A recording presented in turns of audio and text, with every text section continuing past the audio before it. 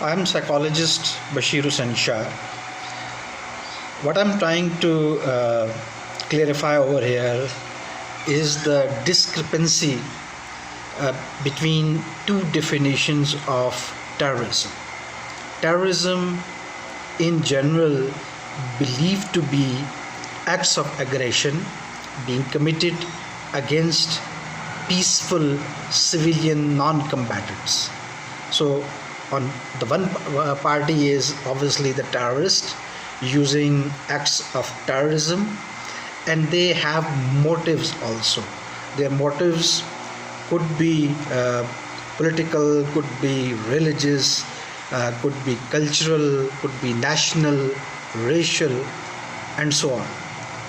But there is a consensus among all theorists, thinkers, experts that the acts must be committed against peaceful non-combatants, civilians.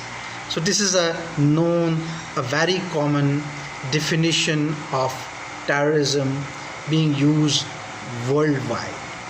But what about states?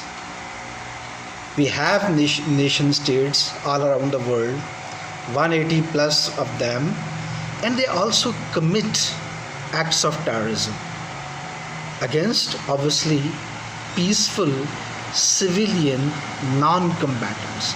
Tell me about a single war where civilians, peaceful civilians, non-combatants not being killed. World War I, II, before those two great wars. So the states are also using acts of terrorism. What, like if we confuse the thing that maybe a nation state is defending itself and maybe using acts of aggression, bomb explosions, firing, using like a kind of a weaponry which could terrorize people. So terrorism means like there must be people who have been terrorized. So what about bombing of Hiroshima and Nagasaki by US? Both the cities almost wiped out by those atomic bombs, and rest of the population terrorized. So a nation committed acts of aggression against civilian non-combatants, peaceful civilian non-combatants. Obviously the Japanese army were fighting war against the US. So this confusion is still there.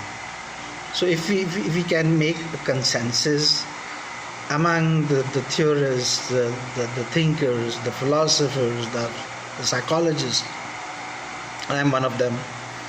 So we need to